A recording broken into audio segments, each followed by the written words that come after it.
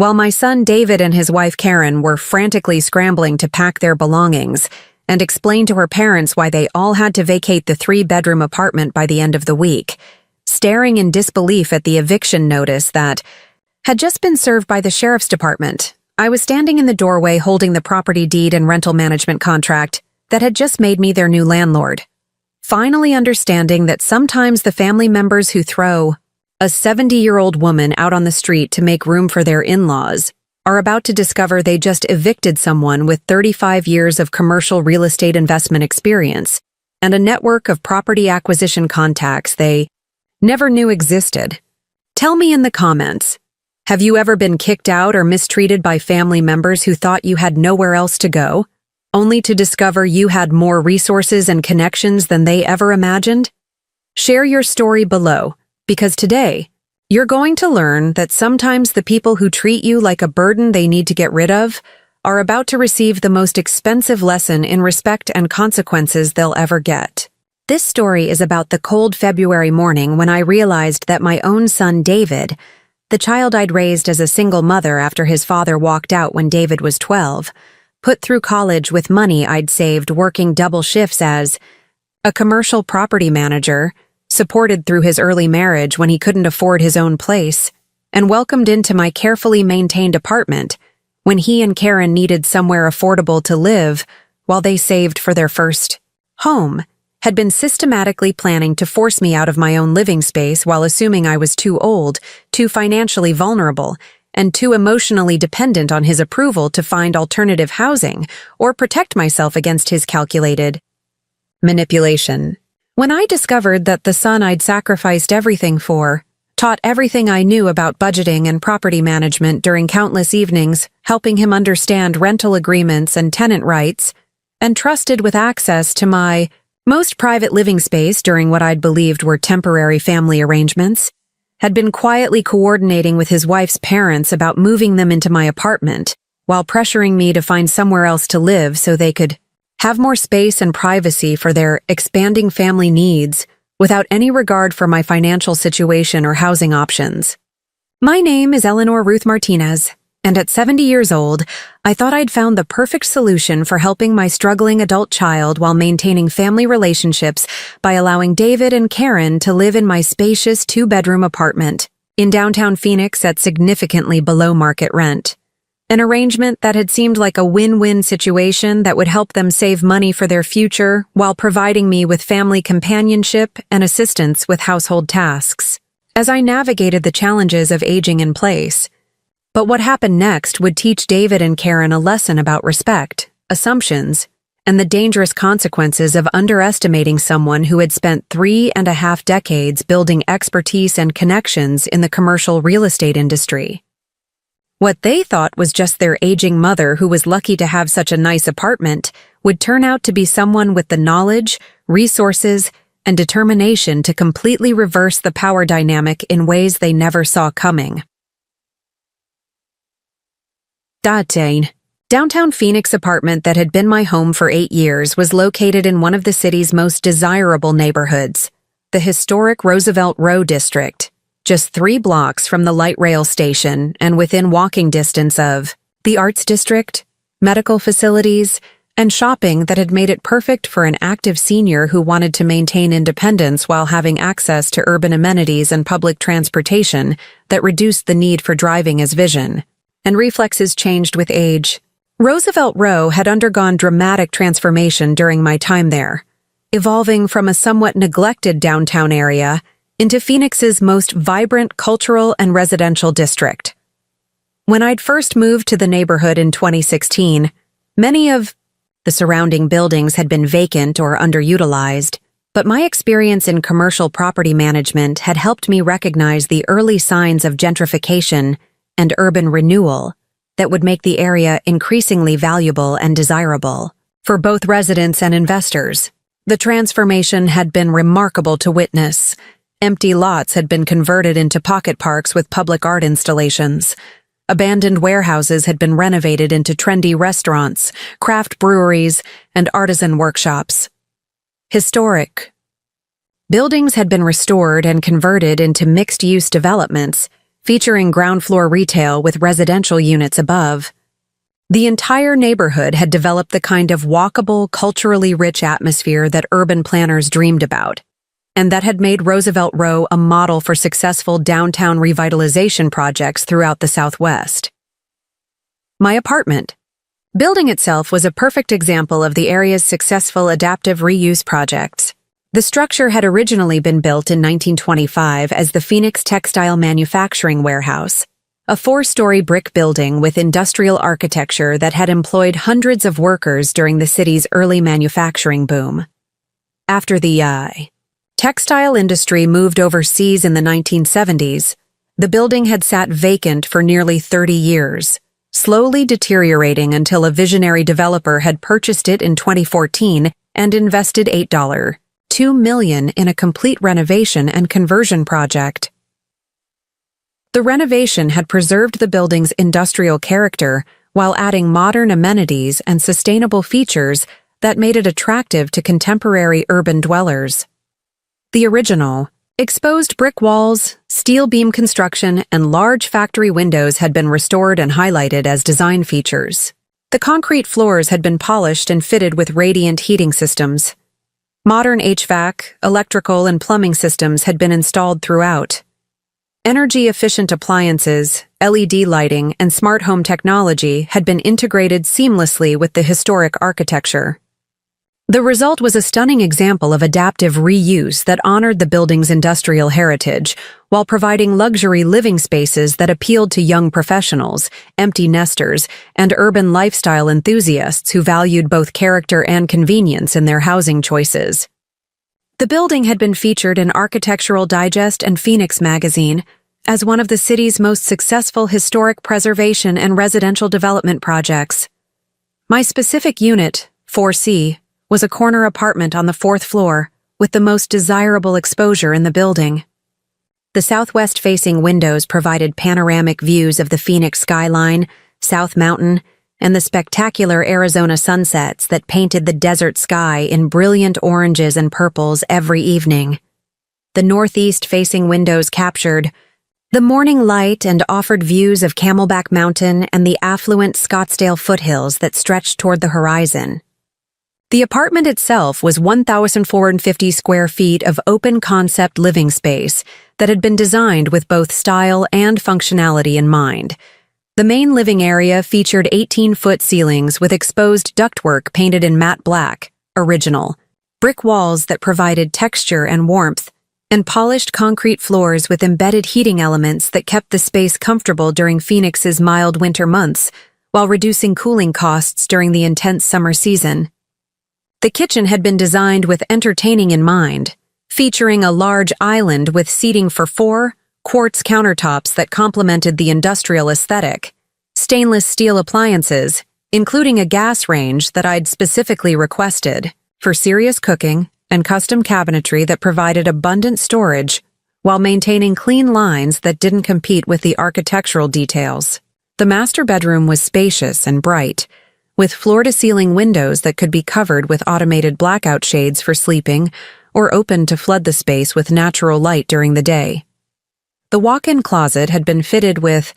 custom organizational systems, and the ensuite bathroom featured a soaking tub positioned to capture mountain views, a separate glass-enclosed shower with multiple shower heads, and double vanities with vessel sinks that added a spa-like luxury to the daily routine. The second bedroom had been set up as my home office, with built-in shelving for my extensive collection of real estate and property management reference materials, a large desk positioned to take advantage of the morning light, and space for the filing cabinets where I maintained records of my various property investments and consulting projects that had continued to provide income throughout my retirement years. But perhaps the most valuable feature of the apartment was the private balcony, accessible through sliding doors from both the living room and master bedroom.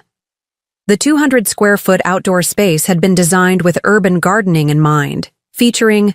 built-in planters where I grew herbs and vegetables, comfortable seating areas where I could enjoy my morning coffee while watching the city wake up, and automated irrigation systems that kept everything thriving despite the challenging desert climate. The building's amenities had been another major factor in my decision to lease the apartment.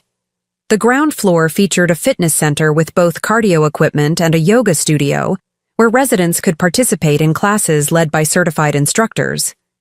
The rooftop had been developed as a community space with grilling areas, fire pits, comfortable seating arrangements, and unobstructed views of the surrounding mountains and city skyline that made it perfect for both solitary relaxation and social gatherings. The building also provided concierge services during business hours, secure package delivery systems that eliminated concerns about theft or missed deliveries,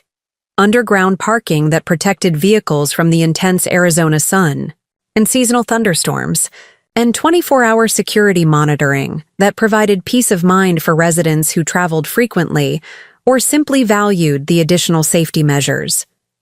Perhaps most importantly for someone my age, the building had attracted a diverse community of residents who looked out for each other and had developed genuine friendships that extended beyond casual neighborly interactions. The demographic mix included young professionals who worked in downtown Phoenix's growing technology and financial sectors,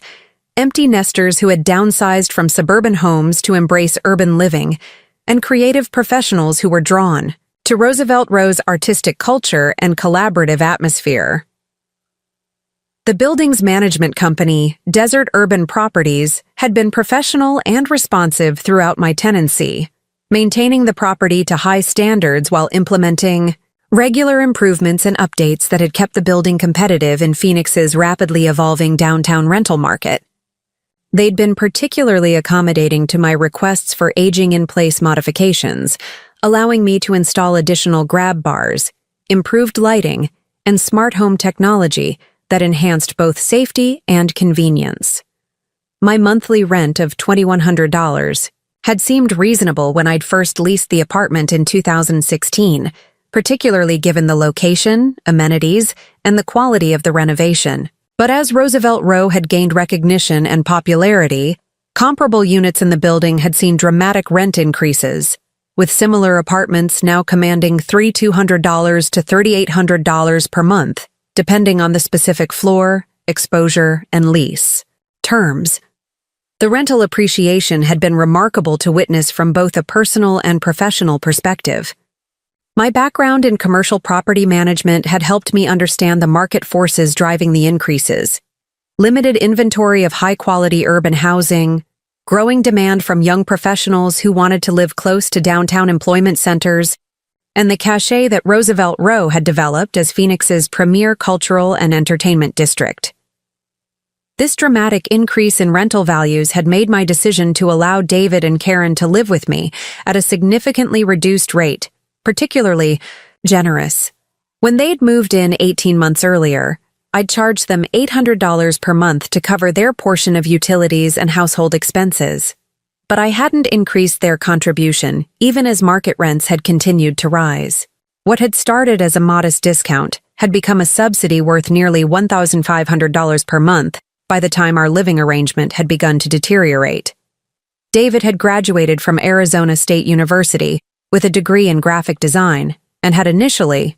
struggled to find steady employment that paid enough to cover Phoenix's rising housing costs.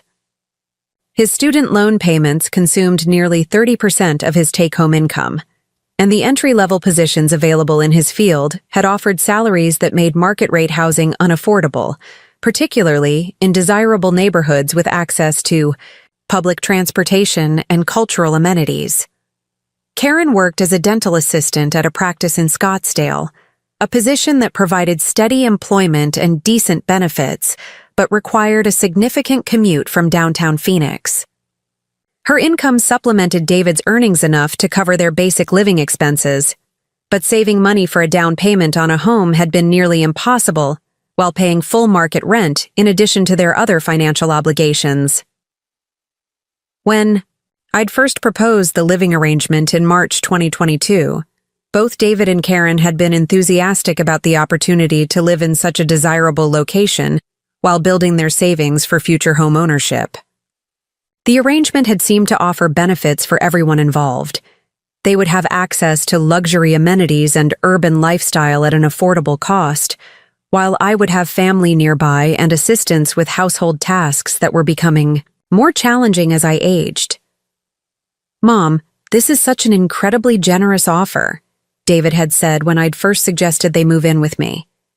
"Having access to such an amazing apartment at that rent will make it possible for us to actually save money for our own place instead of throwing everything away on some overpriced rental in a terrible neighborhood." David's enthusiasm had seemed genuine and had reflected his understanding of both the financial value of my offer and the trust it represented. His background in graphic design had given him an appreciation for the apartment's aesthetic qualities and the cultural richness of the Roosevelt Row neighborhood, while his experience with Phoenix's rental market had helped him understand exactly how much money my generosity would save them. "I really appreciate your faith in us, Mom," David had continued during that conversation. "I know how much this apartment means to you, and I promise we'll be respectful of your space and help with whatever you need around the house. We want this to work well for everyone." Karen had been equally appreciative, expressing genuine gratitude for the opportunity to live in downtown Phoenix while maintaining the savings goals that would eventually allow them to purchase their own home. Her practical nature had led her to understand immediately the financial implications of my offer and the responsibility it entailed. "Eleanor, this is such a wonderful opportunity for us to save money while spending more time with family," Karen had said during our initial discussions about the arrangement. "We understand what a big step this is for you, and we want you to know that we'll always consider this your home first and respect your preferences about how things are managed. The initial months of our shared living arrangement had exceeded my expectations in terms of harmony and mutual respect." David and Karen had been considerate housemates who respected my routines and preferences while contributing to household maintenance and expenses as we'd agreed. They'd been genuinely grateful for the opportunity and had frequently expressed appreciation for my generosity and flexibility. During this honeymoon period, our family dinners had been pleasant occasions where we'd discussed their career development,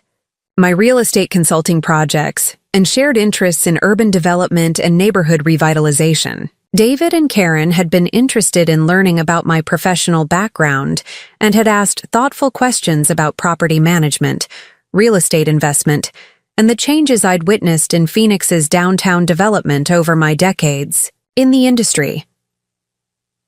Karen had been particularly helpful with household organization and had volunteered to handle grocery shopping and meal preparation several days per week, contributions that had been both practically useful and emotionally meaningful, as evidence of her genuine appreciation for our living arrangement. David had taken responsibility for technical support and had helped me optimize the apartment's smart home systems while also assisting with routine maintenance tasks that required physical strength or technical knowledge. The arrangement had seemed so successful that I'd begun to consider whether it might become a long-term situation that would provide mutual benefits for years to come.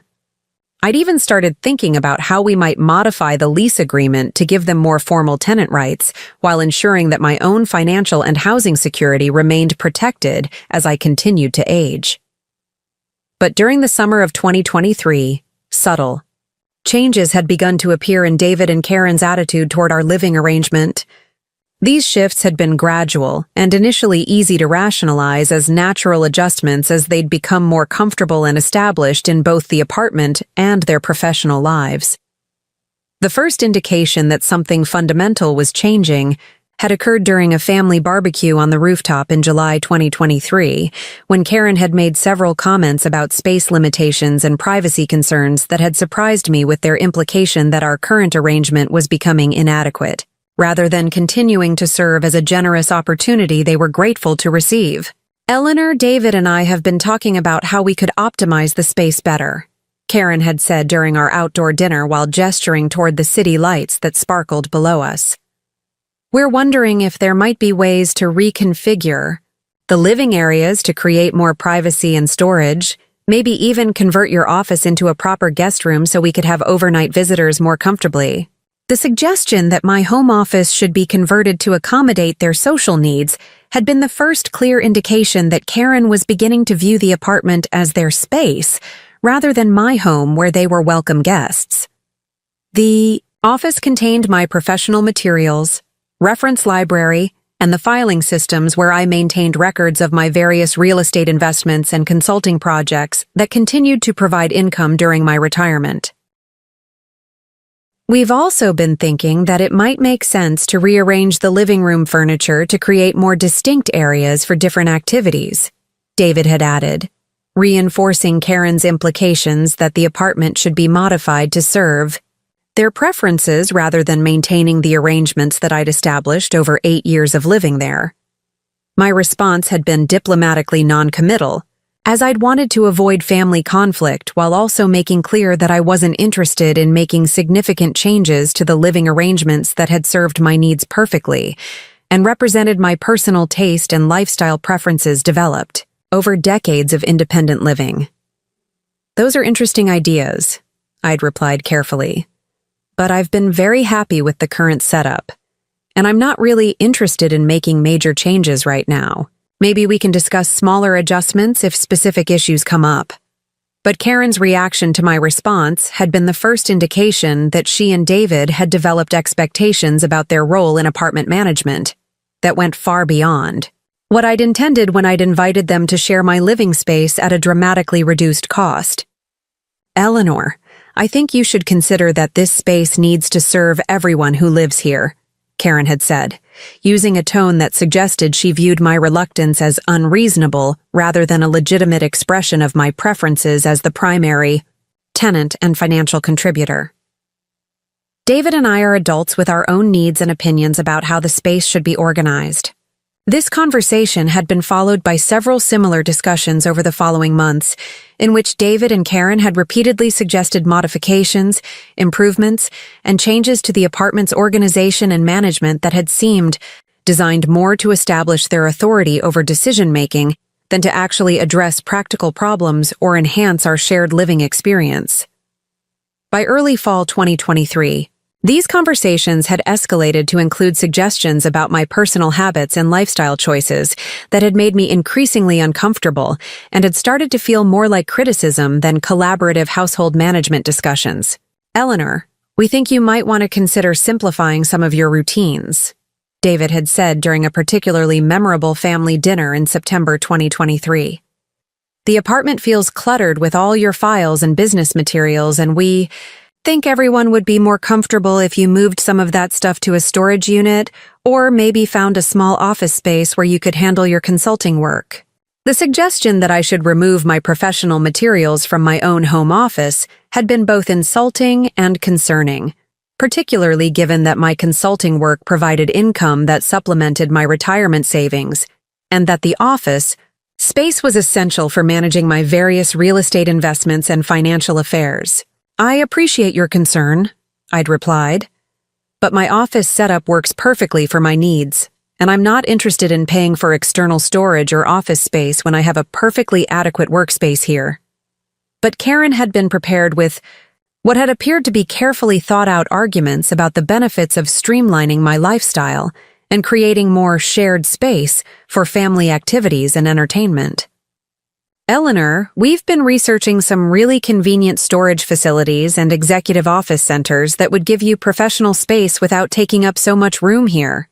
Karen had said, producing brochures that she'd apparently collected in advance of the conversation. "Some of these places are really nice and would let you maintain your business activities without the apartment feeling so much like a workplace. The assumption that my home should be modified to eliminate evidence of my professional activities had been shocking both for its presumption and for its complete disregard for my clearly expressed satisfaction with my current arrangements and my obvious competence in managing both my living space and my business affairs. Standing in my apartment, that cold February morning, surrounded by the urban lifestyle and professional success I'd worked decades to achieve, looking out at the Phoenix skyline that had provided daily inspiration and satisfaction for 8 years, I had no idea that the family members I'd been supporting and trusting with my most private living space were about to reveal the true scope of their plans during a confrontation that would change everything forever and demonstrate exactly what happened when people assumed they could manipulate. Someone with my property management experience, professional connections, and determination to protect what I'd worked my entire life to build. Sometimes the people who think you're just a vulnerable elderly woman whose living space they can control and redesign are about to discover you're actually someone with the real estate expertise and financial resources necessary to completely reverse the power dynamic while teaching them the most expensive lesson about respect and consequences they'll ever receive. David and Karen were about to learn that treating someone like a burden was the beginning of the most comprehensive property acquisition strategy they'd ever encountered,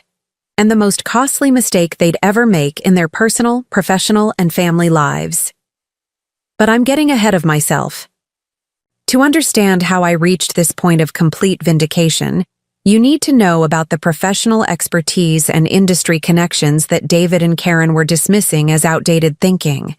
The same knowledge and resources that would ultimately give me the power to become their landlord and teach them that some assumptions about elderly family members are too dangerous to make when you're dealing with someone who understands property management better than they ever imagined possible.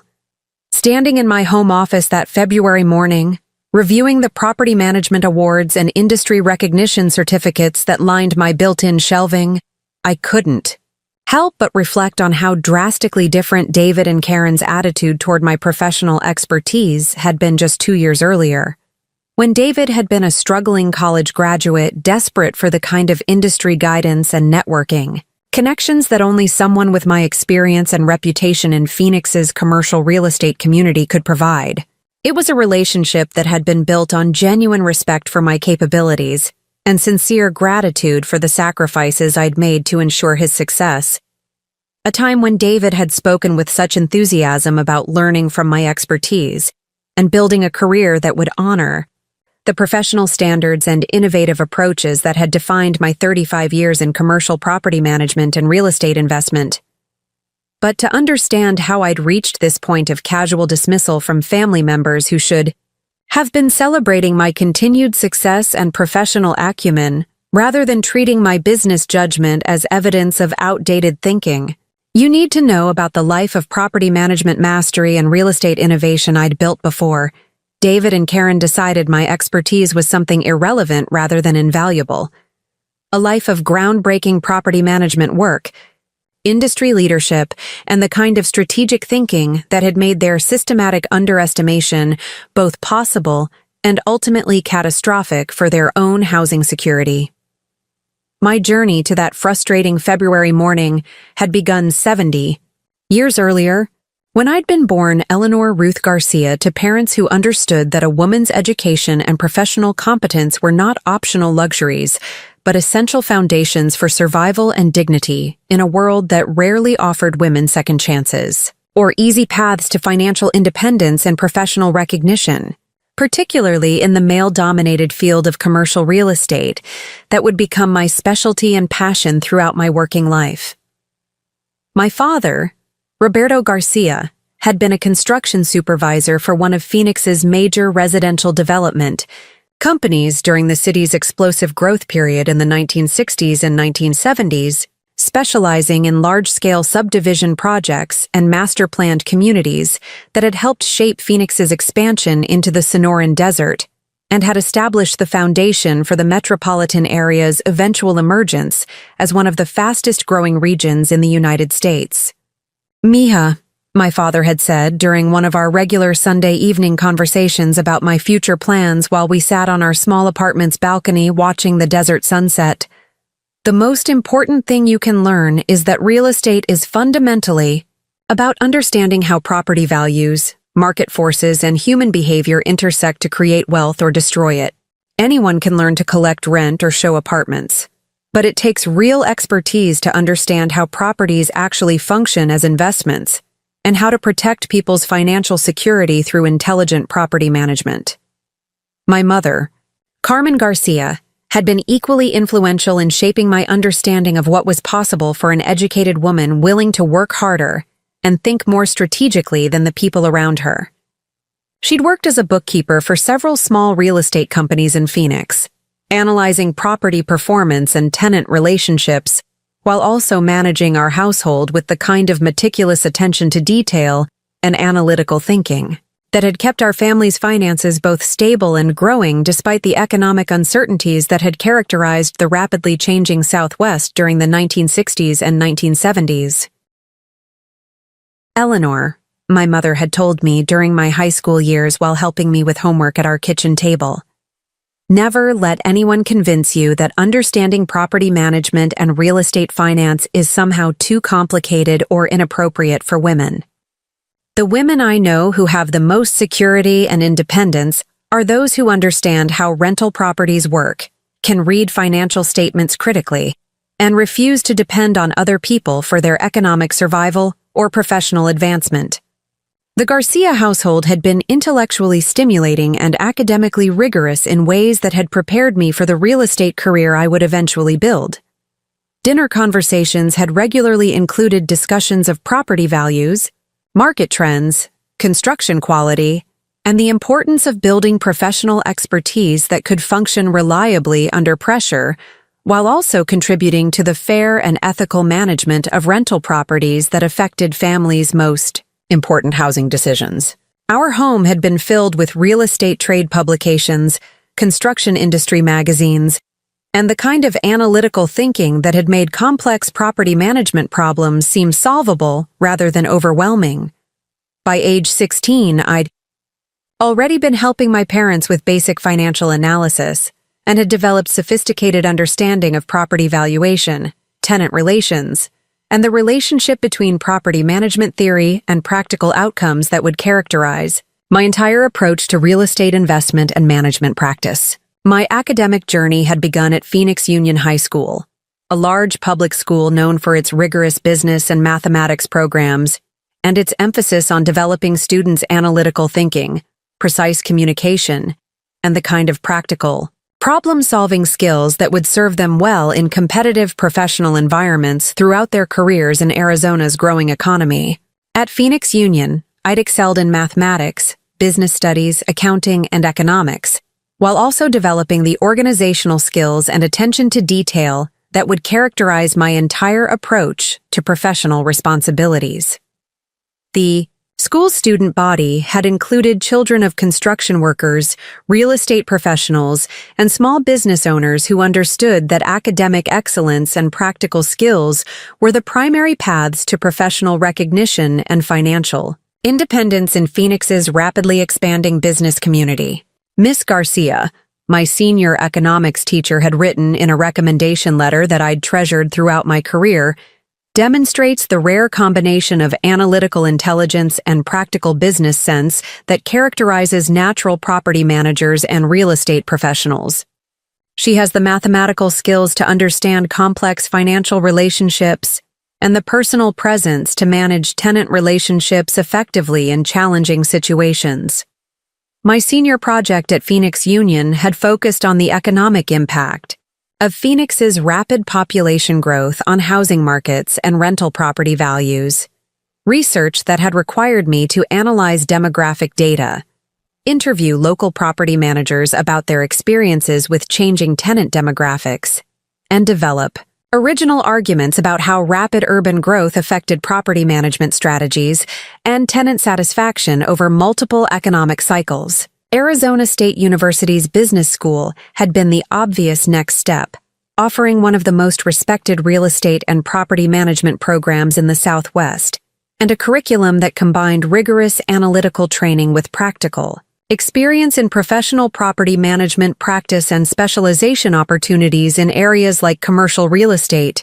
residential property management, and real estate finance that would prepare graduates for leadership roles in Arizona's booming real estate industry. During my 4 years at ASU, I'd maintained a 3.7 GPA while also working part-time as an administrative assistant for the university's Real Estate Development Institute and completing internships with major Phoenix property management companies that had provided hands-on experience in every aspect of property management, from routine maintenance coordination to complex tenant relations and financial analysis involving properties worth millions of dollars. The business program at ASU had been particularly comprehensive, requiring students to develop expertise in accounting, finance, marketing, operations management, and business law, while also completing advanced coursework in specialized areas, and demonstrating competence in financial analysis, tenant relations, and property maintenance management that would be essential for successful property management practice in Arizona's competitive and rapidly changing real estate market. Eleanor has demonstrated exceptional ability in both the analytical and practical aspects of property management education, my property management professor had written during my junior year. Her coursework consistently demonstrates sophisticated understanding of complex financial principles while also exhibiting the kind of strategic thinking and attention to detail that characterizes truly effective practicing property managers. My senior thesis had examined innovative approaches to affordable housing management in rapidly growing Sunbelt cities, focusing on how traditional property management strategies could be modified to better serve the needs of diverse tenant populations while protecting property owners' investments and promoting responsible development that enhanced community character and property values. The research had required extensive analysis of management practices, regulatory frameworks, and case studies, while also developing original proposals that demonstrated practical applications of property management theory to contemporary housing challenges. The thesis had been selected for publication in the Arizona Real Estate Journal and had received recognition from the Arizona Association of Property Managers as an outstanding example of how young professionals could contribute to solving contemporary property management challenges while building expertise in specialized practice areas that would serve both individual property owners and broader community interests. After graduating summa cum laude from ASU in 1976, I'd spent 3 years working for Southwestern Property Management, a prestigious Phoenix firm specializing in commercial and high-end residential property management that represented some of the region's most significant property owners, developers, and institutional investors in complex management agreements worth hundreds of millions of dollars in total property value. The position at Southwestern Property Management had been excellent preparation for understanding the business and financial aspects of property management practice, and had given me experience in the kind of high-stakes problem-solving that would become central to my career specialization in complex property management and tenant relations challenges that required both analytical expertise and sophisticated understanding of real estate markets and property maintenance practices. The firm's portfolio had included everything from luxury apartment complexes to major office buildings, shopping centers, and mixed-use developments, requiring management strategies that address the unique challenges of different property types, while maintaining consistent standards for financial performance, tenant satisfaction, and property maintenance that protected long-term property values and investor returns. Eleanor, you have a natural talent for understanding how properties actually work as business investments, my supervising manager at Southwestern Property Management had observed after I'd successfully resolved a complex tenant dispute that had threatened to result in expensive litigation and significant revenue loss. You don't just understand property management procedures. You understand market dynamics and tenant psychology, and how to structure management approaches that work for everyone involved while protecting property owners' interests. One of my most successful projects at the firm had involved managing the lease-up and stabilization of a newly constructed 200-unit luxury apartment complex in Scottsdale that had been struggling with low occupancy rates and tenant complaints about maintenance responsiveness. The project had required 6 months of intensive marketing strategy development, tenant relations improvement, and maintenance system redesign that had ultimately achieved 95% occupancy and tenant satisfaction scores that exceeded industry benchmarks. Ms. Garcia has demonstrated exceptional ability in developing creative management solutions for complex property challenges, the property owners had written in a testimonial letter that had become essential marketing material for my developing reputation. Her understanding of both tenant needs and property economics made it possible for us to achieve our occupancy and revenue goals while building a management operation that exceeded our expectations for both efficiency and tenant satisfaction. The luxury apartment project had been particularly meaningful because it had demonstrated how sophisticated property management analysis could transform struggling properties into profitable investments, turning a situation that others had viewed as problematic into the foundation for long-term financial success and tenant satisfaction. The project had also given me my first taste of the satisfaction that came from proving conventional wisdom wrong through superior property management knowledge and creative problem-solving. It was during my time at Southwestern Property Management that I'd first begun to understand the enormous gap between what most people expected from property management services and what was actually possible when sophisticated management principles were applied to the challenges of property operations, tenant relations, and maintenance coordination in ways that enhanced both property values and tenant satisfaction while building long-term community stability.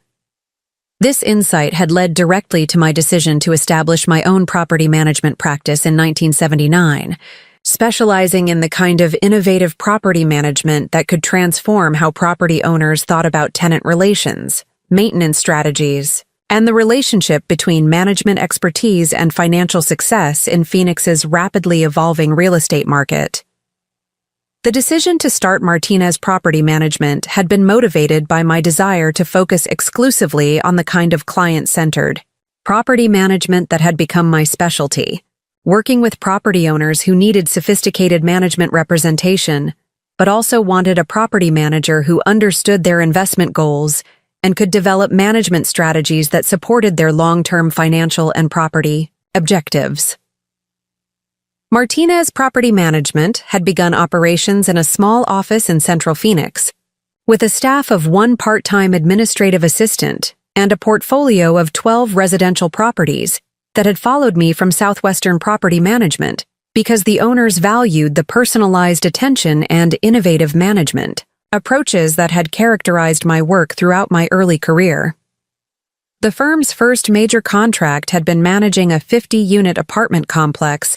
whose previous management company had been terminated due to declining occupancy, increasing maintenance costs, and tenant complaints that had resulted in code violations and potential legal liability. The property had required 18 months of intensive rehabilitation and tenant relations work,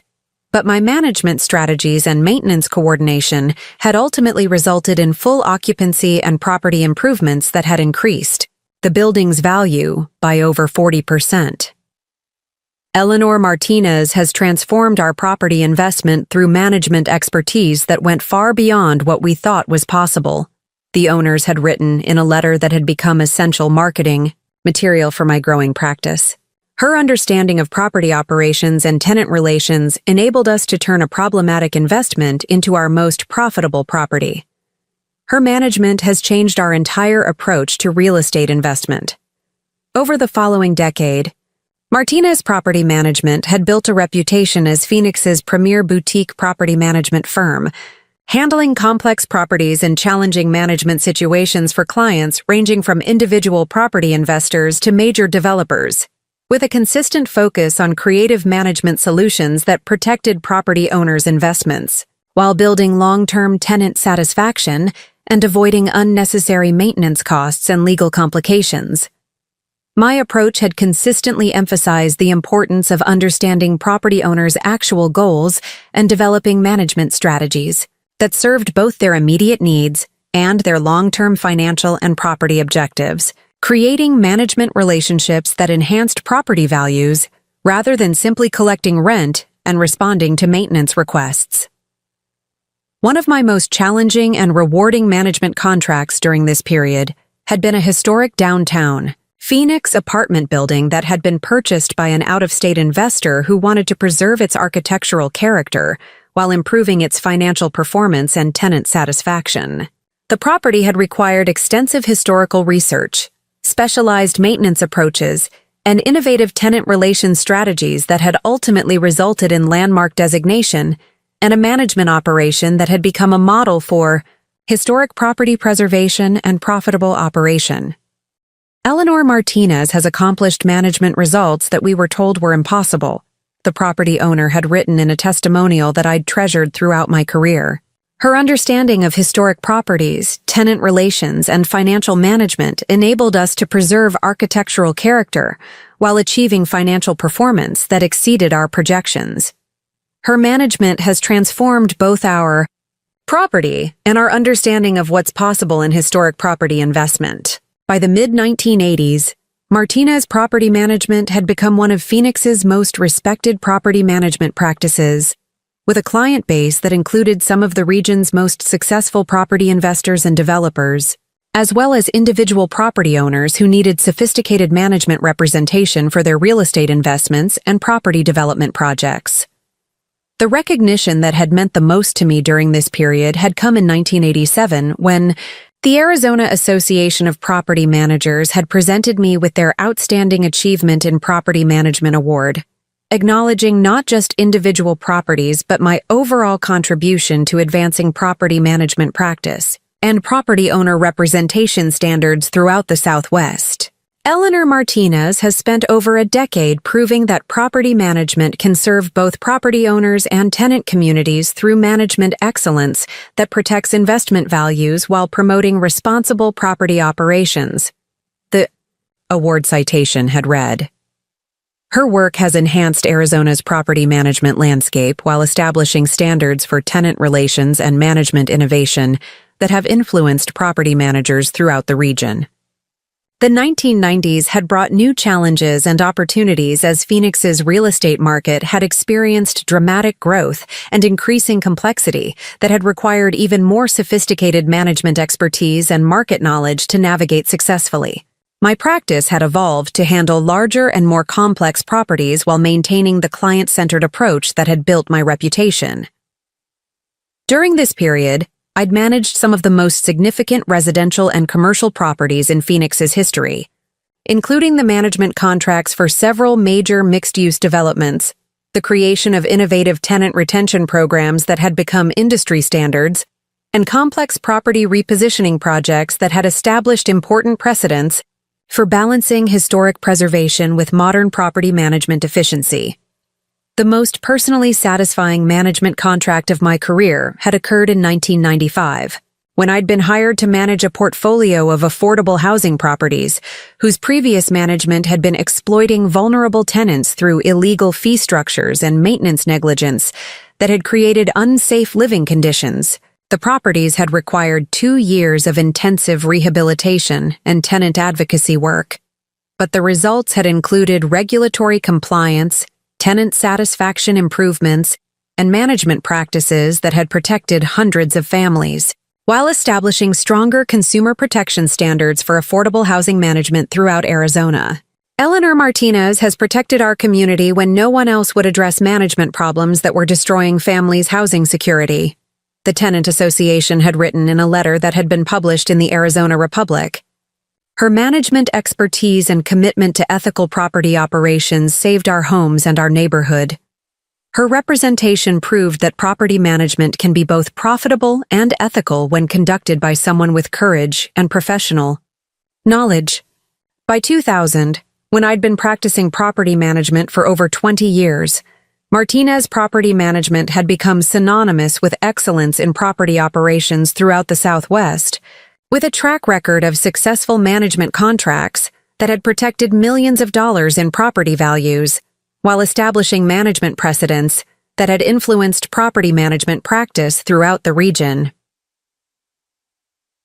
The new millennium had brought opportunities to expand my practice into new areas of specialization, including senior housing management and age-restricted community operations that had become increasingly important as Phoenix's population had aged and property management had become more specialized. My expertise in residential property management had provided a natural foundation for understanding the complex intersection of housing management, tenant services, and long-term property maintenance that had become central to my practice during the final phase of my career.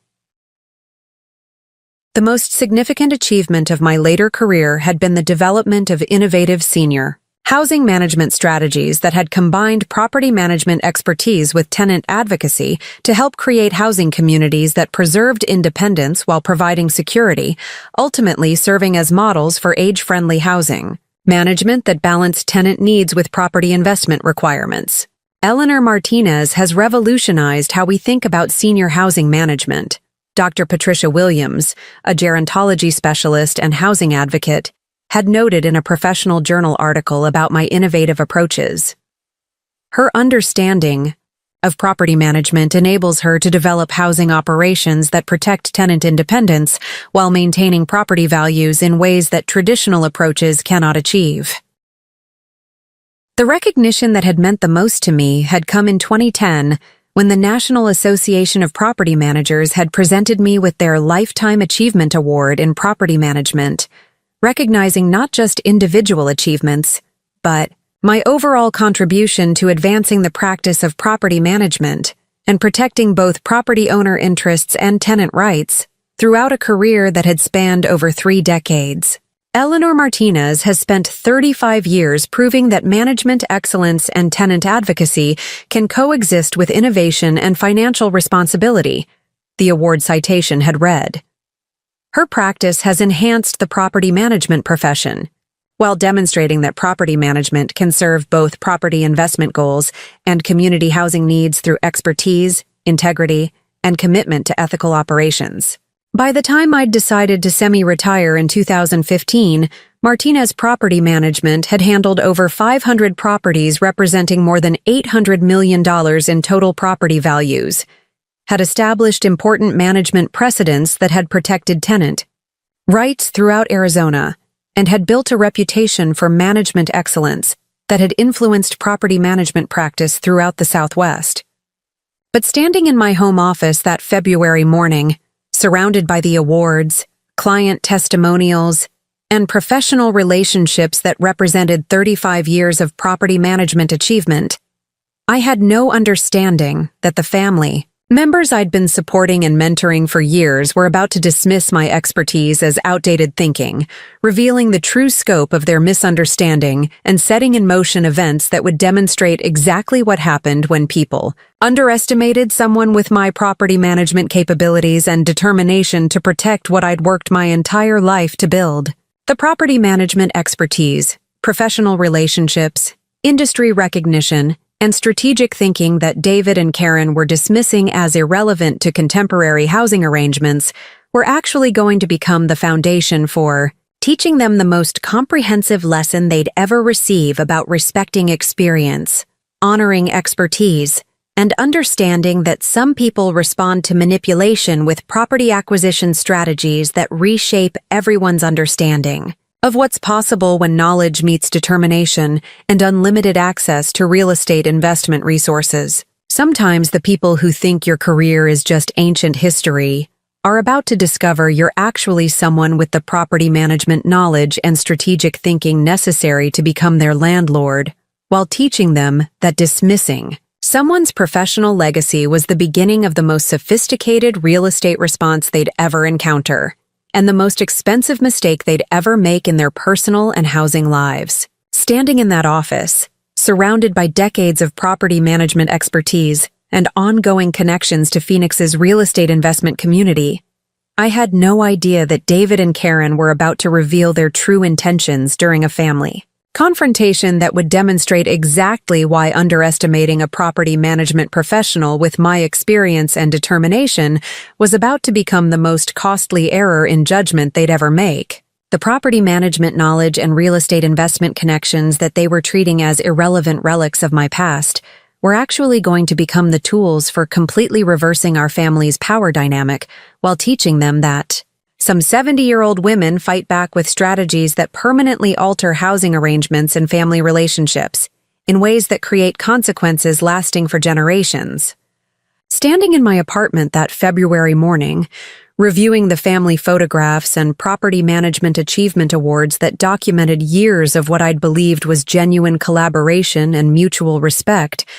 I couldn't help but remember how different David and Karen's attitude toward my judgment and autonomy had been just 18 months earlier, when they'd regularly sought my advice about rental markets and property management, and had expressed sincere gratitude for the opportunities and security that my professional success had provided for our entire family. But what I discovered during the escalating months of manipulation and pressure would transform my disappointment and sense of betrayal into a cold, calculating determination that would change everything forever and demonstrate that some 70-year-old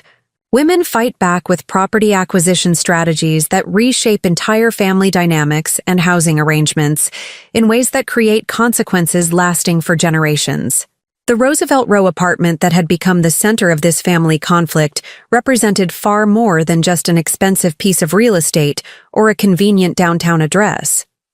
This 1,450-square-foot corner unit had become the foundation of my carefully constructed retirement lifestyle, the headquarters for my continued consulting work, and the symbol of everything I'd achieved through 3.5 decades of building expertise in one of Arizona's most competitive and rapidly changing industries. To understand why I was willing to fight so hard to protect my living situation and why David and Karen's manipulation represented such a fundamental threat to my security and independence,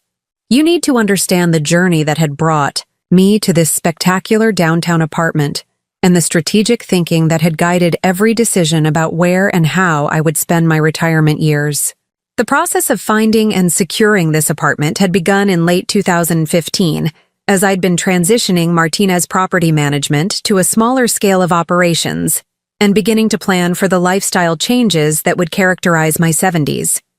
After nearly 4 decades of managing properties throughout Phoenix, I'd developed very specific criteria for what would constitute ideal retirement housing. Urban location, with walkable access to cultural amenities and medical facilities. High-quality construction and maintenance standards. Security features appropriate for aging in place. And a community of residents who would provide both social opportunities and mutual support as we all navigated the challenges of growing older in an increasingly complex world. My search had been informed by professional knowledge that most people my age simply didn't possess. Having managed hundreds of properties over the years, I understood exactly what to look for in building construction, mechanical systems, management, company competence, and long-term maintenance planning. I knew which downtown Phoenix neighborhoods were likely to continue appreciating in value and which building amenities would become more important as I aged. Most critically, I understood how to evaluate lease terms, building policies, and management practices to ensure that my housing security would be protected regardless of changes in ownership, management, or market conditions. The Roosevelt Row location had immediately appealed to me because of my professional understanding of urban development patterns and neighborhood revitalization trends. Having worked in Phoenix real estate since the 1970s, I'd witnessed multiple cycles of downtown development and had learned to recognize the early indicators of successful neighborhood transformation. When I'd first toured the area in 2015, Roosevelt Row had been in the early stages of gentrification, with clear signs that it would become one of Phoenix's premier urban neighborhoods within a decade.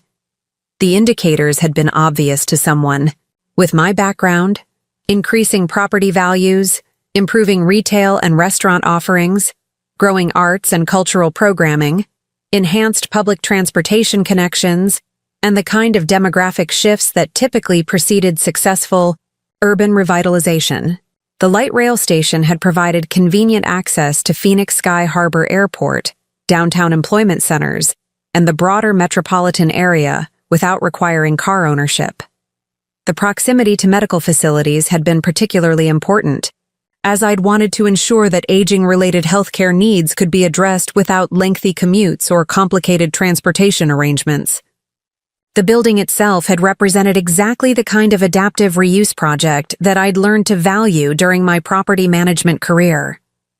The 1925 Phoenix Textile Manufacturing Warehouse had been converted with exceptional attention to both historic preservation and modern functionality, creating residential units that honored the building's industrial heritage, while providing contemporary amenities and accessibility features that would serve residents well throughout their aging process. My professional experience had enabled me to evaluate the conversion quality in ways that typical apartment hunters couldn't.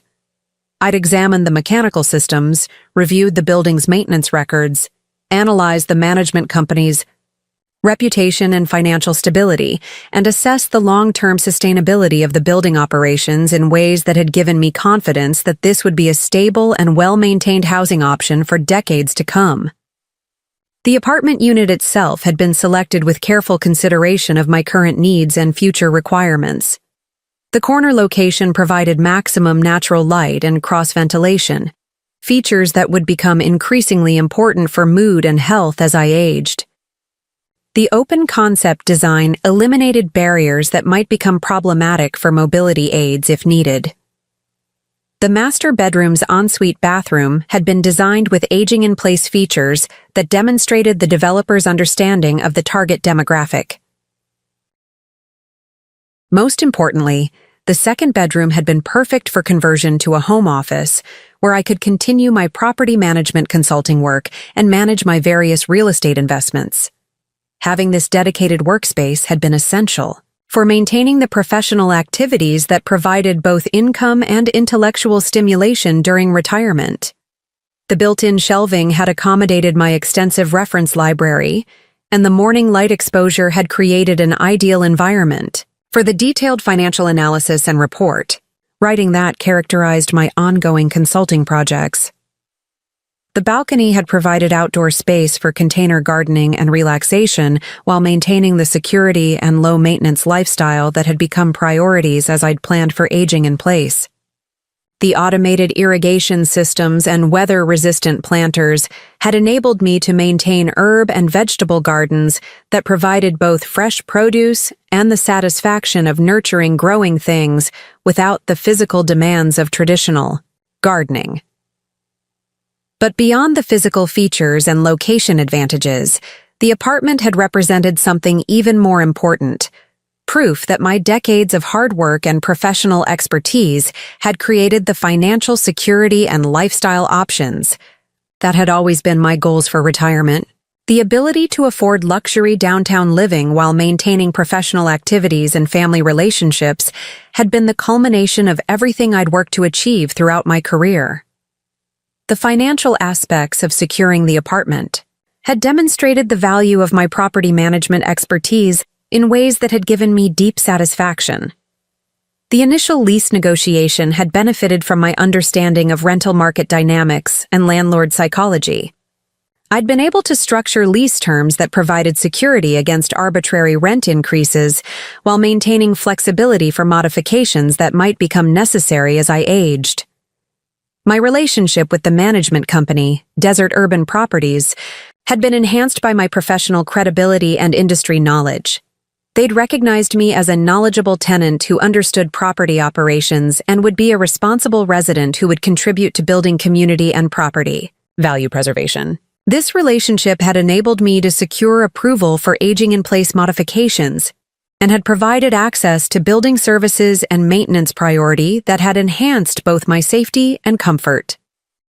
The monthly rent of $2,100 had represented a significant but manageable expense within my retirement budget. My property management consulting income, combined with retirement savings and investment returns from my various real estate holdings, had provided sufficient cash flow to maintain this lifestyle while building reserves for future health care needs and potential long-term care expenses.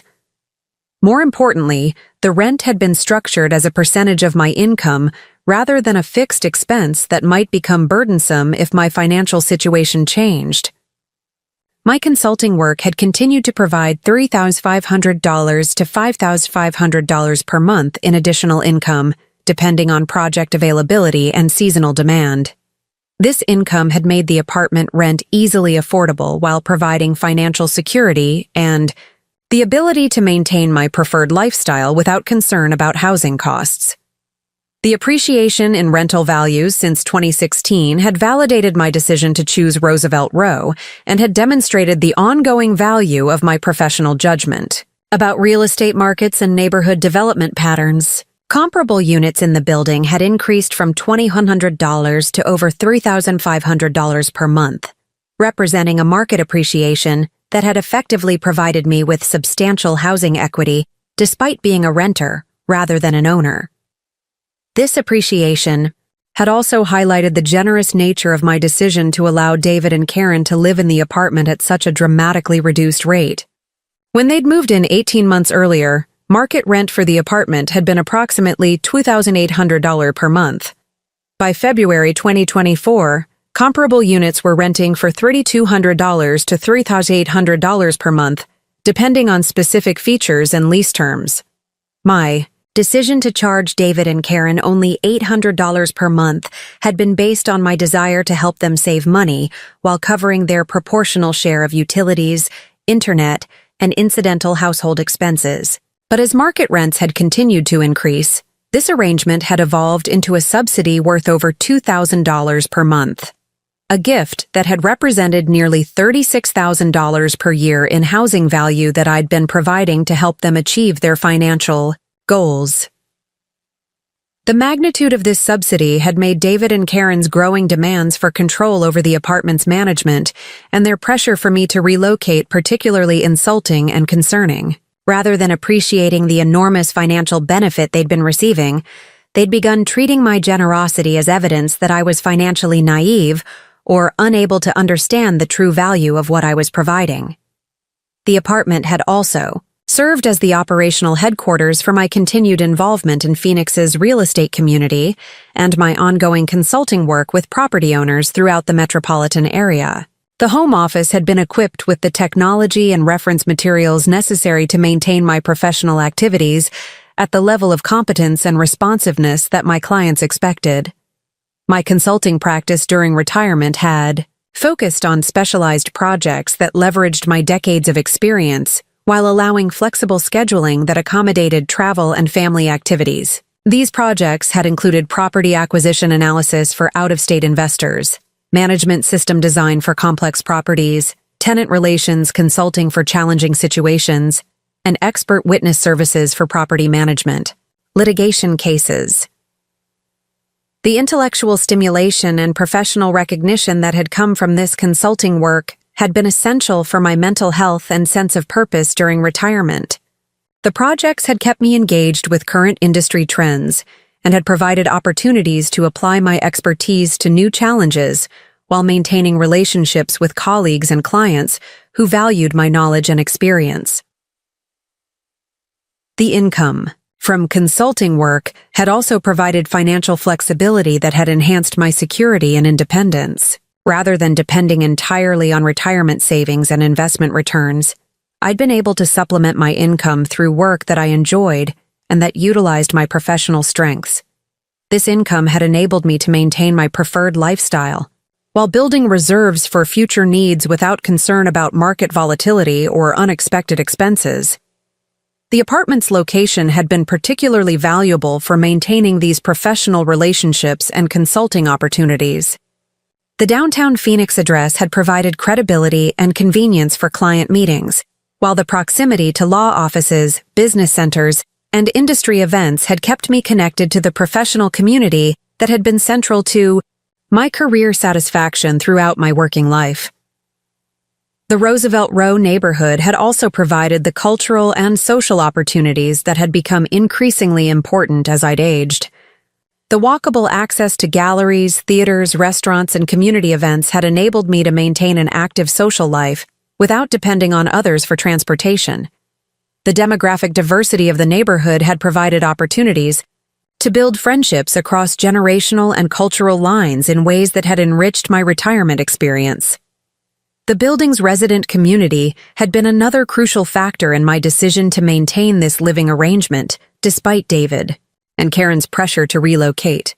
Over 8 years of residence, I'd developed genuine friendships with neighbors who had become an important support network and social circle. These relationships had provided both practical assistance when needed and the kind of intellectual and emotional companionship that had made aging in place both feasible and enjoyable. The monthly resident social events, informal coffee gatherings, and collaborative building improvement projects had created a sense of community that had been particularly valuable for someone living alone. My neighbors had included retired professionals who shared similar interests and values, younger residents who brought energy and technological expertise to building activities, and long-term urban dwellers who had provided wisdom about navigating city services and resources. My role within this community had been enhanced by my property management expertise, which had enabled me to contribute to building governance and management oversight in ways that had benefited all residents. I'd served on the resident advisory committee that worked with the management company to address building policies and improvement priorities. My professional knowledge had been valuable for evaluating proposed rent increases, building maintenance standards, and policy changes that affected resident rights and building operations. This community involvement had provided both purpose and recognition that had been essential for my sense of worth and belonging during retirement. Rather than being marginalized as an elderly resident who was gradually becoming less capable and relevant, I'd been valued as someone whose expertise and experience contributed to the building's success and resident satisfaction. The security features of the building and apartment had become increasingly important as I'd aged and had represented another crucial factor in my determination to maintain this living arrangement. The controlled access systems, security monitoring, concierge services, and emergency response capabilities had provided peace of mind that would have been difficult to replicate in other housing options. The building's design had incorporated aging-in-place features that had made it possible for me to maintain independence while ensuring safety and accessibility. The elevator access to all floors, wide hallways and doorways, accessible bathroom fixtures, and emergency call systems had created an environment where I could continue living independently without concern about mobility limitations or emergency situations. The proximity to medical facilities had been another crucial advantage that had influenced my determination to resist David and Karen's pressure to relocate. The downtown Phoenix location had provided walking or short transit access to major hospitals, medical specialists, and healthcare services that would become increasingly important as I aged. The convenience of accessing medical care without depending on others for transportation had been a significant factor in my housing security and independence planning. The apartment had also served as a symbol of my successful transition from full-time property management practice to a more balanced retirement lifestyle that had maintained professional engagement while providing time for family relationships, travel, and personal interests. The ability to maintain this lifestyle while providing significant financial support to David and Karen had represented the achievement of goals that had motivated my entire career.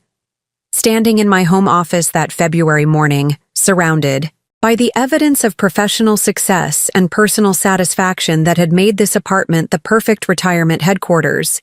I was beginning to understand that David and Karen's campaign to force my relocation represented more than just family disagreement about living arrangements. Their manipulation was a direct attack on everything I'd worked to achieve, and a fundamental challenge to my right to make my own decisions about how and where I would spend my remaining years.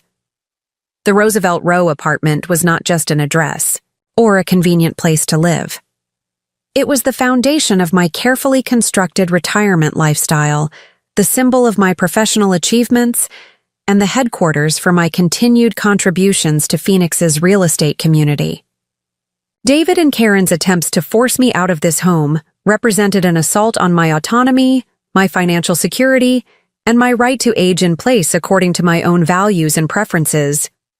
But what they didn't understand was that my determination to protect this lifestyle was backed by decades of property management expertise and professional relationships that had given me resources and options they couldn't imagine. Their assumption that I was vulnerable and dependent on their approval for my housing decisions was about to collide with the reality of what I'd learned about property acquisition and tenant rights during 35 years of building expertise in exactly these kinds of challenging situations. Sometimes the people who think they can pressure someone into giving up their home are about to discover they're dealing with someone who understands property management well enough to become their landlord and teach them exactly what happens when you underestimate someone with my knowledge, resources, and determination to protect what I've worked my entire life to build and maintain. The stakes of this family conflict were about to become much higher than David and Karen had imagined, and the consequences of their manipulation were about to extend far beyond anything they'd considered when they'd started treating my generosity as weakness and my age as evidence of diminished capability. They were about to learn that some people fight back with property acquisition strategies that permanently reshape family relationships and housing arrangements in ways that create lessons lasting for generations. The systematic campaign to force me out of my own home had begun subtly in November 2023, when Karen's parents, Robert and Patricia Williams, had come to visit for what was supposed to be a week-long stay during Thanksgiving. What I hadn't expected was that their visit would become a carefully orchestrated evaluation of my apartment as potential living space for themselves, combined with an assessment of my daily routines and capabilities designed to build a case for why I should relocate to make room for their more pressing housing needs. Eleanor, Bob, and Pat are really impressed with the downtown location, Karen had said during their third day of the visit, while her parents sat in my living room making detailed observations about the apartment's layout and amenities. They've been talking about how convenient it would be to have urban access to cultural events and medical facilities as they get older. Phoenix has so much more to offer than Tucson. The implication that her parents were considering relocating to Phoenix hadn't seemed particularly concerning at first. But the way Karen had presented this information while gesturing around my apartment had suggested that she was already thinking about housing solutions that would involve my living space, rather than encouraging her parents to find their own accommodations in the competitive downtown rental market. "We've been looking at rental prices in this area," Robert Williams had added, producing his smartphone to show me real estate listings that he'd apparently been researching throughout their visit. "These units are really expensive now. It's amazing that you've been able to maintain such a nice place on a retirement income." The subtle questioning of my financial capacity to maintain my apartment had been the first clear indication that Karen's parents were viewing my housing situation not as my successful retirement planning, but as an opportunity that might become available if I could be persuaded or pressured to make different living arrangements that would better serve their convenience and financial limitations. But the most concerning aspect of their visit had been the systematic way they'd begun documenting my daily routines and making observations about my capabilities that had seemed designed to support arguments about my need for assistance or more appropriate housing for someone my age. Eleanor seems to have some difficulty with the stairs to the rooftop, Patricia Williams had mentioned to David and Karen during a conversation she'd apparently assumed I couldn't hear from the kitchen. And I noticed she's been having trouble opening some of the jars in the pantry. Maybe she'd be more comfortable in a place that's more manageable for her changing needs. The suggestion that I was experiencing physical limitations that made my apartment inappropriate had been both factually incorrect and insulting, particularly since I'd been maintaining my independence and successfully managing all aspects of apartment living without any assistance or difficulty. But more concerning had been the implication that my son and daughter-in-law were being encouraged to view my minor, normal aging-related changes as evidence that I needed housing intervention rather than simple accommodations or assistance when requested. After Robert and Patricia Williams had returned to Tucson following their extended Thanksgiving visit, David and Karen's attitude toward our living arrangement had shifted dramatically and had begun to include regular suggestions about practical solutions that would serve everyone's needs better while making room for family members who really need support and assistance. "Mom, we've been thinking about Karen's parents' situation," David had said during a family dinner in early December 2023. "They're really struggling with housing costs in Tucson, and they don't have the kind of retirement security that you've been able to build. We think it might make sense for them to move to Phoenix, where family could provide support." The presentation of his in-laws' financial difficulties as a family responsibility that should be addressed through modifications to my living situation had been the first direct indication that David and Karen had developed a plan that involved displacing me from my apartment to accommodate her parents' housing needs and financial limitations. "They've been paying $1,800 per month for a tiny apartment in Tucson with no amenities and no community," Karen had added, providing financial details that had clearly been shared to build a case for why my housing situation should be restructured to solve her parents' problems. They could really benefit from the kind of urban lifestyle and community resources that this building provides. The assumption that I should give up my carefully constructed retirement lifestyle to solve her parents' housing problems had been shocking enough. But what had followed had been a systematic campaign of pressure and manipulation designed to make me feel guilty for maintaining my independence while other family members experienced financial difficulties. "We know you've been talking about simplifying your lifestyle," David had continued, introducing themes that I'd never discussed and making assumptions about my preferences that had no basis in our previous conversations. "Maybe this would be a good opportunity for you to explore some of the senior living communities that would provide more services and social activities specifically designed for people your age." The suggestion that I had been considering senior living arrangements had been completely fabricated, as I'd never expressed any dissatisfaction with my current living situation or interest in institutional housing alternatives. But David's confident presentation of this false narrative had suggested that he and Karen had been developing arguments and justifications for displacing me regardless of my actual preferences or stated intentions. Over the following month, their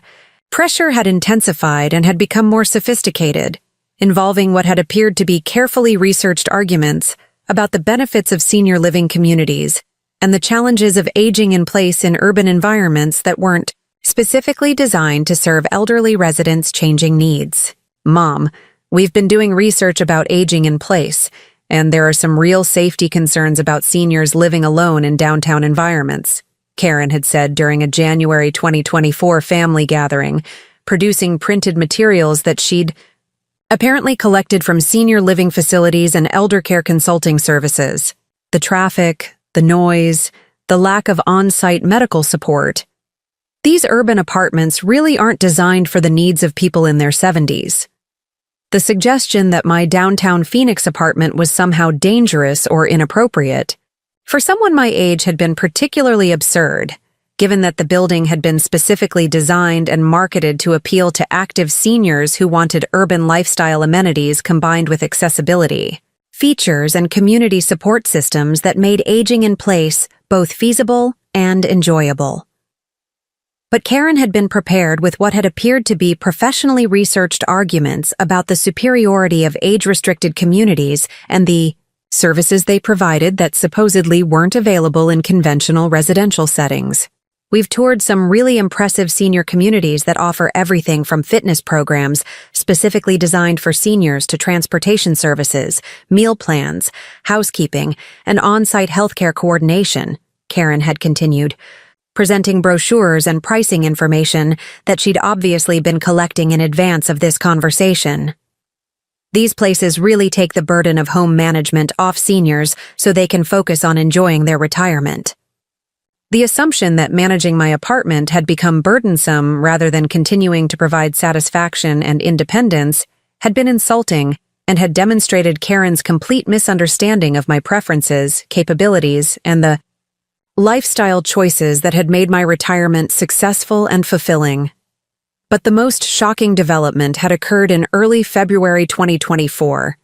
when David and Karen had announced that they'd already made preliminary arrangements for Robert and Patricia Williams to relocate to Phoenix, and that they expected me to cooperate with housing arrangements that would accommodate this family transition. "Mom, we need to talk about timeline and logistics," David had announced during what I'd thought would be a routine family dinner on February 10th. "Bob and Pat have given notice on their Tucson apartment, and they'll be moving to Phoenix at the end of March. We need to finalize the arrangements here so everything can transition smoothly." The revelation that concrete steps had been taken to relocate Karen's parents to Phoenix, without consulting me about the impact on my living situation, had been the first clear evidence that David and Karen had been planning this displacement for months while maintaining the pretense of casual family discussions about hypothetical future arrangements. "We've already started looking at senior living options for you," Karen had added, producing a folder of materials that she'd apparently prepared in advance of this announcement. "There are some really nice places with immediate availability, and we think the transition would be much easier if we handle it all at once, rather than drawing it out over multiple moves." The assumption that I would simply comply with their predetermined timeline and housing arrangements had been both shocking and infuriating, particularly given that they'd apparently been making irreversible commitments on behalf of other family members without my knowledge or consent. "We know this is a big change," David had continued, using the kind of patronizing tone typically reserved for elderly relatives whose decision-making capacity was considered impaired. "But we really think this arrangement will be better for everyone. You'll have professional support and social activities designed for your age group, and we'll be able to help Bob and Pat get established in Phoenix while they're dealing with health issues and financial stress." The implication that my cooperation with their plans was both inevitable and in my best interest had been the final confirmation that David and Karen viewed me not as an autonomous adult making my own housing decisions, but as an elderly family member whose preferences were secondary to their convenience and their determination to solve other people's problems using my resources and living space. My response had been immediate and unequivocal. I'd told them that I had no intention of leaving my apartment, that I was completely satisfied with my current living arrangements, that I was fully capable of managing my own housing decisions, and that their interference in my personal living situation was both inappropriate and unwelcome. "I appreciate your concern for Robert and Patricia's housing situation," I'd said, trying to maintain some semblance of family civility while making my position absolutely clear. "But I'm not interested in moving to a senior community, and I expect you to respect my decision to continue living in my own home for as long as I choose to do so." But David's response had revealed that he and Karen had been prepared for my resistance and had developed strategies for overcoming my opposition that went far beyond family persuasion. "Mom, we understand this feels overwhelming," David had said, "but we have responsibilities as your family to make sure you're safe and making good decisions. If you're not willing to consider these changes voluntarily, we may need to explore other options for ensuring your welfare and protecting your financial security." The threat of involuntary intervention to override my housing decisions had been the final confirmation that David and Karen viewed our family relationship not as one between equal adults, but as one in which they had authority to make decisions about my life regardless of my preferences or legal rights. "We've already consulted with elder care specialists about the best approaches for helping seniors who are resistant to necessary lifestyle changes," Karen had added, making clear that they'd been researching strategies for overcoming my autonomy without my knowledge or consent. "There are established procedures for family intervention when seniors are making decisions that put them at risk or prevent them from receiving appropriate care." The implication that I was mentally incompetent or unable to make appropriate decisions about my own housing had been both shocking and infuriating, particularly given my continued professional activity, my successful management of complex financial and property affairs, and my obvious competence in all areas of daily living. That evening, after David and Karen had left, I'd made the decision that would change everything forever and would demonstrate exactly what happened when people underestimated someone with my property management expertise, professional relationships, and determination to protect my rights and independence against family members who had mistaken generosity for weakness and assumed that age meant vulnerability.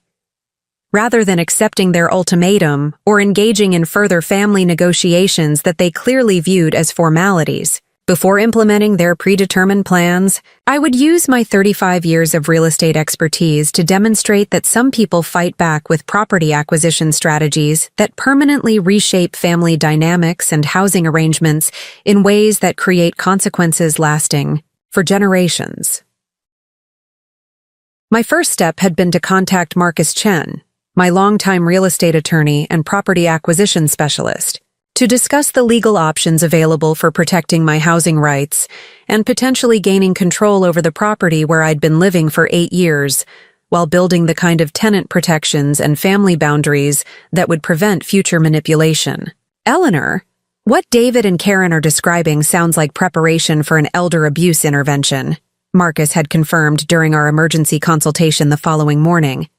"If they're consulting with elder care specialists and building a record of family concern about your capacity. They're likely planning legal action that could give them authority over your housing and financial decisions regardless of your preferences. Marcus's legal analysis had confirmed my worst fears about David and Karen's intentions, while also providing clarity about the options available for protecting myself against their planned intervention, while simultaneously demonstrating the consequences of their betrayal and manipulation. The good news is that you have significant advantages in this situation, Marcus had continued. Your continued professional activity demonstrates ongoing competence. Your successful management of property and financial affairs proves your capacity, and your tenant rights provide legal protections that would be very difficult for them to override. But Marcus had also warned me about the potential effectiveness of family intervention proceedings, particularly when adult children were willing to present coordinated testimony about an elderly parent's declining capacity and need for protective supervision. Even competent seniors can lose autonomy through family intervention proceedings if relatives present compelling evidence of risk or impaired judgment, Marcus had explained. Courts often err on the side of caution when families express concern about elderly relatives, and the legal standard focuses on preventing harm rather than preserving independence. The sobering reality that I could potentially lose control of my housing and financial affairs, despite my obvious competence, had motivated me to develop a comprehensive strategy that would permanently protect my rights while demonstrating to David and Karen the consequences of underestimating someone with my expertise and determination. My strategic response had been based on my understanding that the best defense against their planned intervention would be to eliminate their ability to control my housing situation, while simultaneously creating new legal and financial arrangements that would ensure my continued independence and demonstrate the cost of their betrayal. Over the following 2 weeks, I'd worked with Marcus and a team of real estate acquisition specialists to develop a comprehensive property acquisition and management strategy that would accomplish several objectives: protect my housing rights against family challenges, ensure my continued autonomy over personal and living decisions, create immediate consequences for David and Karen's manipulation, and establish new ownership and control structures that would reflect my revised understanding of family relationships and loyalties. The centerpiece of my strategy had been the acquisition of the Roosevelt Row apartment building itself, a complex transaction that would remove me from tenant status while ensuring my continued residence and creating landlord authority over David and Karen's housing arrangements that would demonstrate the permanent consequences of their betrayal. This acquisition strategy will accomplish everything you want to achieve, Marcus had explained as we'd finalized the purchase arrangements. You'll gain complete control over your housing situation. David and Karen will lose their below-market rental arrangement, and the ownership structure will make it legally impossible for anyone to challenge your housing decisions or force changes to your living arrangements. The property acquisition had been funded through a combination of my real estate investment portfolio, retirement savings, and a commercial mortgage that had leveraged my excellent credit rating and property management expertise to secure favorable financing terms. The total purchase price of $12.8 million had represented a significant investment, but my financial analysis had demonstrated that the property would provide both housing security and investment returns that would enhance my retirement financial planning. But the acquisition had been only the first element of my comprehensive response to David and Karen's betrayal. I'd also implemented new lease and management arrangements that had removed them from any housing benefits, while ensuring they understood the full scope of their miscalculation about my capabilities and resources. The new lease structure had established market-rate rental terms for all building tenants, eliminating the $2,000 per month subsidy that David and Karen had been receiving while ensuring that my own housing costs were covered by rental income from other units. The lease had also included standard tenant screening requirements and references that David and Karen would need to meet if they wanted to continue residing in the building.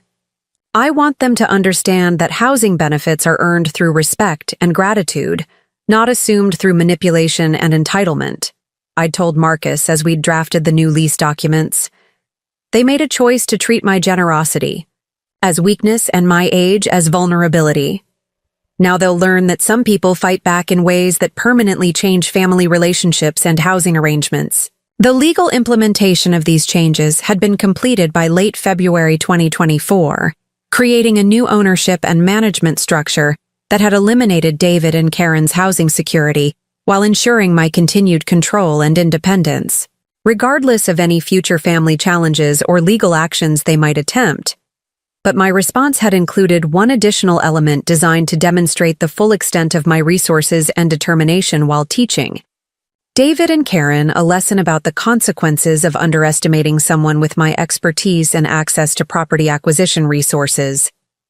On March 1, 2024, I'd arranged for David and Karen to receive formal legal notification of the ownership change, lease termination, and new rental terms, delivered by property management representatives in a manner that would ensure they understood both the permanence of my decisions and the futility of any challenges they might be considering. The notification had included copies of the property, purchase documents, the new management agreement showing Eleanor Martinez as owner and operator, documentation of their housing subsidy that had been terminated, and a detailed explanation of the market rate lease terms they would need to meet if they wanted to continue residing in the building under standard tenant arrangements. This should make very clear that their plan to control your housing has not only failed, but has permanently altered their own housing security and family relationships, Marcus had explained as we'd prepared the notification documents. The breaking point that had triggered my final demonstration of consequences had occurred on March 15, 2024, when David and Karen had made their ultimate mistake by attempting to physically prevent my access to my own apartment while trying to force my relocation to the senior living facility they'd selected without my consent. I'd returned from a property management conference in San Diego to discover that David and Karen had changed the locks on my apartment, had moved Robert and Patricia Williams into my living space, and had arranged for my personal belongings to be packed and placed in storage, while claiming that they'd acted under emergency circumstances to protect my safety and welfare. "Eleanor, we were worried when you didn't return our calls while you were traveling," Karen had said when I'd confronted them about the unauthorized occupation of my apartment and the violation of my tenant rights. "We decided it was time to implement the transition plan we'd discussed, and we've arranged for your move to Sunset Manor Senior Living this week." The assumption that they had authority to change my locks, relocate my belongings, and force my placement in institutional housing against my will had been the final demonstration of their complete misunderstanding of both my legal rights and my capacity to protect myself against their manipulation. My response had been immediate and comprehensive. I'd contacted building security to report the unauthorized occupation of my property, had initiated legal proceedings for trespassing and elder abuse, and had implemented the final provisions of my ownership strategy that would permanently resolve the conflict while demonstrating the consequences of their assumptions about my vulnerability. "Ma'am, we need to see documentation proving your legal standing regarding this property," the building security supervisor had said when he'd arrived to investigate my complaint about the unauthorized occupation of my apartment. My response had been to produce the property ownership documents, the management agreement showing my authority over all building operations, and the lease violation notice that had terminated David and Karen's tenancy due to unauthorized occupancy and property damage. "The individuals currently in the apartment are my son and daughter-in-law along with her parents," I'd explained to the security supervisor. "They've changed the locks and moved my belongings without permission, and they're claiming authority over my property that they do not legally possess. I'm the building owner, and I'm requesting immediate removal of all unauthorized occupants." The security supervisor's review of the legal documents had confirmed that David and Karen had no ownership rights or legal standing to occupy the property, and that their actions constituted trespassing regardless of their family relationship to me or their claims about my welfare. "Sir, ma'am, you need to gather your belongings and vacate this property immediately," the security supervisor had informed David, Karen, and her parents. "You have no legal right to be here, and your continued occupation constitutes criminal trespass You have 24 hours to remove your belongings, and any future unauthorized entry will result in arrest and prosecution. The shock on David and Karen's faces when they'd realized that their carefully planned strategy had not only failed, but had resulted in their own eviction from property they'd assumed they could control, had been the first indication that they were beginning to understand the magnitude of their miscalculation about my capabilities and resources. "Mom, you can't do this to family," David had said as they'd been forced to pack their belongings under security supervision. "We were only trying to help you make better decisions about your safety and housing security." My response had been to hand them copies of the legal documents that had permanently removed them from any housing benefits or family financial support, along with documentation of their unauthorized manipulation and their attempts to have me declared incompetent, without legal grounds. "You weren't trying to help me," I'd replied. "You were trying to steal my home and control my life based on assumptions about my age and vulnerability. You've learned that some people fight back with property acquisition strategies that permanently change family relationships and housing arrangements." The final resolution had come 6 weeks later, when David and Karen's attorney had contacted Marcus to inquire about the possibility of reaching a settlement that would restore their housing arrangements in exchange for their agreement to respect my autonomy and abandon any future challenges to my competence or property ownership. "Ms. Martinez has made her position very clear," Marcus had responded to their settlement inquiry. "The property ownership and management arrangements are permanent, and there are no circumstances under which she would consider restoring housing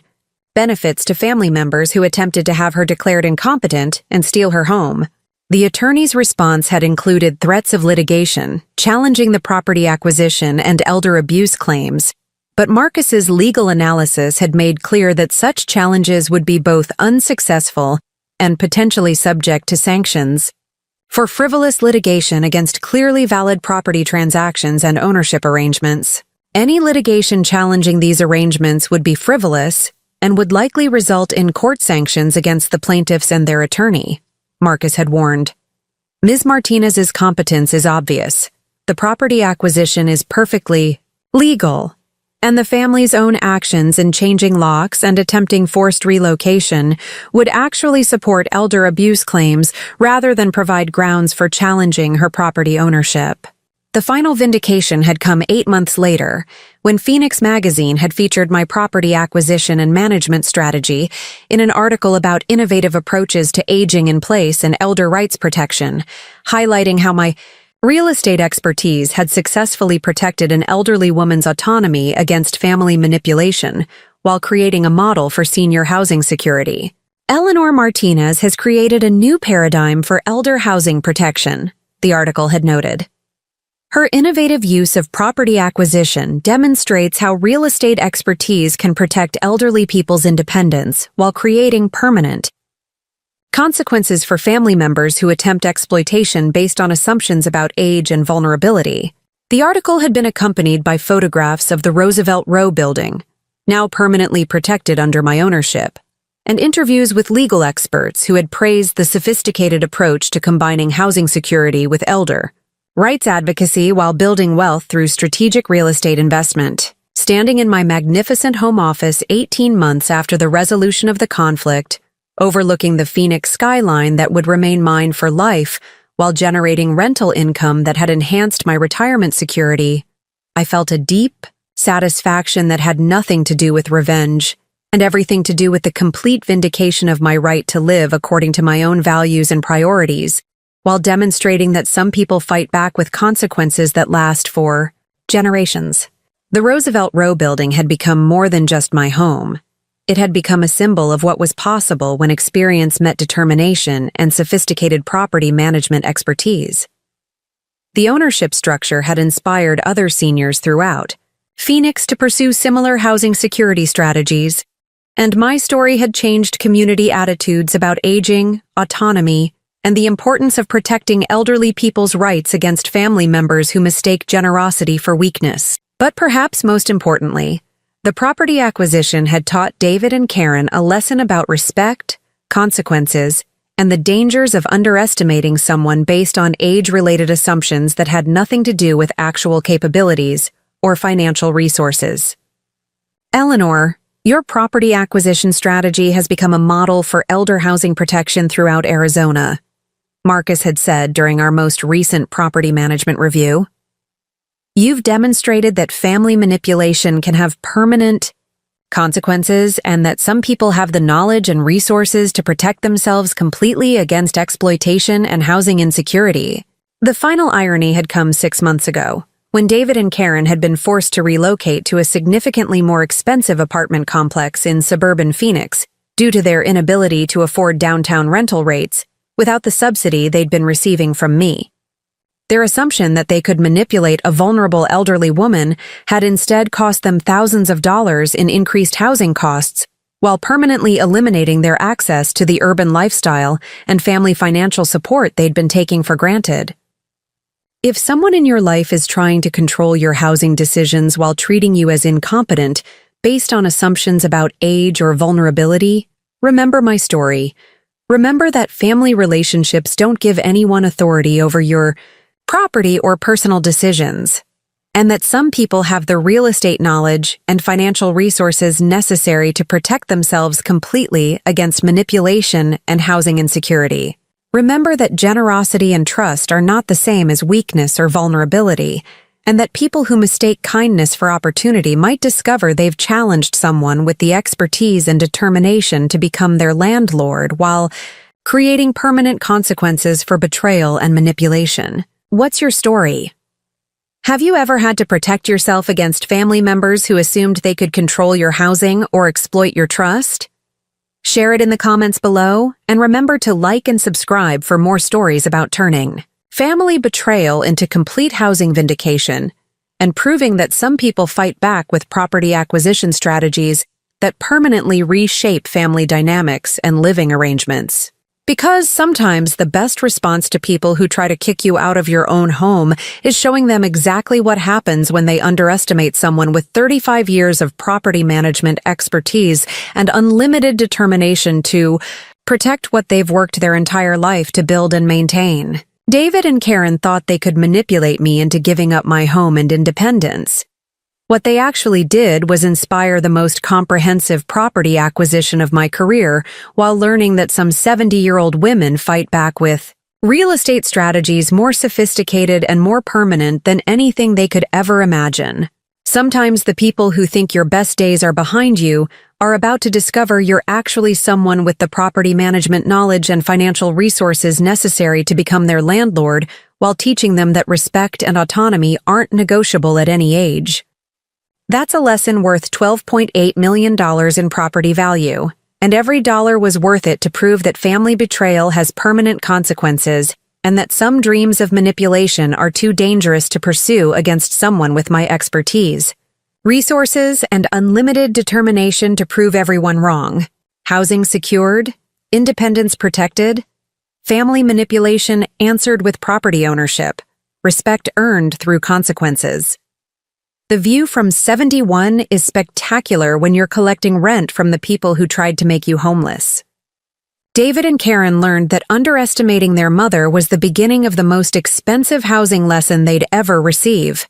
and the most comprehensive demonstration of what happens when you challenge someone with 35 years of real estate expertise and unlimited determination to protect their rights. Respect your elders, especially when they have the property management knowledge to become your landlord, and teach you that some assumptions about aging are too costly to make. Up next, you've got 2 more standout stories right on your screen. If this one hit the mark, you won't want to pass these up. Just click and check them out. And don't forget to subscribe and turn on the notification bell so you don't miss any upload from us.